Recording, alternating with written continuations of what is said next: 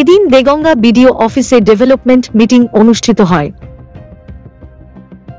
অনুষ্ঠান প্রবাহে উপস্থিত সকল কর্মীদের উদ্দেশ্যে স্বাস্থ্য ভাবনা ও পরিকল্পনার ব্যাপারে গুরুত্ব সহকারে দায়িত্ব গ্রহণের আবেদন জানান সমষ্টি উন্নয়ন আধিকারিক ফাহিম আলম।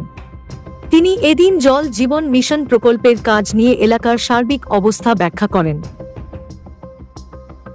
গ্রে ওয়াটার ম্যানেজমেন্টের অধীনে বহু সংখ্যক কমিউনিটি লিচপিট নির্মিত হয়েছে গ্রাম পঞ্চায়েত এলাকায়। ফলে জমা জলের সমস্যা অনেকটাই কমেছে, এমনটাই মনে করছেন অনেকেই। এই লিচপিটগুলি নির্মিত হওয়ায় ডেঙ্গি প্রতিরোধ কাজে সহযোগী হয়েছে, তা বলার অপেক্ষা রাখে না।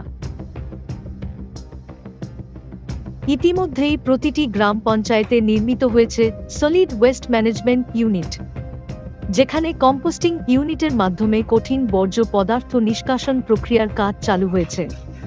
পরিচ্ছন্ন পরিবেশ করতে এই পদক্ষেপ যাতে ধারাবাহিকতার সাথে চলতে পারে সে ব্যাপারে গ্রাম পঞ্চায়েতগুলির ভূমিকা গ্রহণের আবেদন জানান সমষ্টি উন্নয়ন আধিকারিক।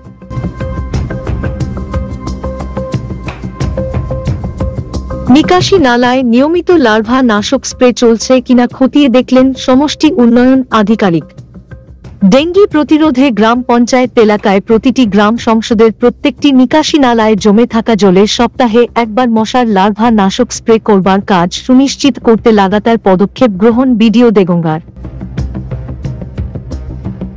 পতঙ্গবাহিত রোগ প্রতিরোধের ব্যাপারে তিনি এলাকার সকল স্তরের কর্মীদের সম্মিলিত অংশগ্রহণের আহ্বান জানান।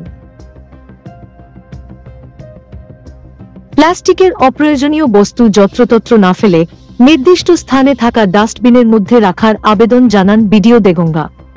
পরিচ্ছন্ন পরিবেশ করতে সকলকে সহায়তা করবার আর্জি জানান তিনি। প্লাস্টিক ফ্রি ক্যাম্পাস হিসাবে চিহ্নিত হয়েছে প্রতিটি সরকারি অফিস চত্বর। অফিস সংলগ্ন এলাকায় প্লাস্টিক ফ্রি ক্যাম্পাস নামক সাইনবোর্ড সাঁটানো হয়েছে, যাতে জনসাধারণ সতর্ক হতে পারেন। গ্রামীণ বার্তার ক্যামেরায় সরাসরি দেখছেন সেই ছবি, যেখানে প্রশাসনের তরফে plastic free campus signboard display করা হয়েছে। মশার বংশস্থল বিনষ্ট করতে চিরুনি তল্লাশি করেন টিম দেগঙ্গার কর্মীরা। সামান্য জমা জলেই মশা বংশবিস্তার করতে সক্ষম, তাই খোলা আকাশের নিচে কোনো কন্টেইনার ফেলে রাখা যাবে না, এমনটাই জানিয়েছেন স্বাস্থ্য দপ্তরের আধিকারিকরা। সমষ্টি উন্নয়ন আধিকারিকের এই উদ্যোগে খুশি পথচলতি মানুষ, খুশি এলাকাবাসী।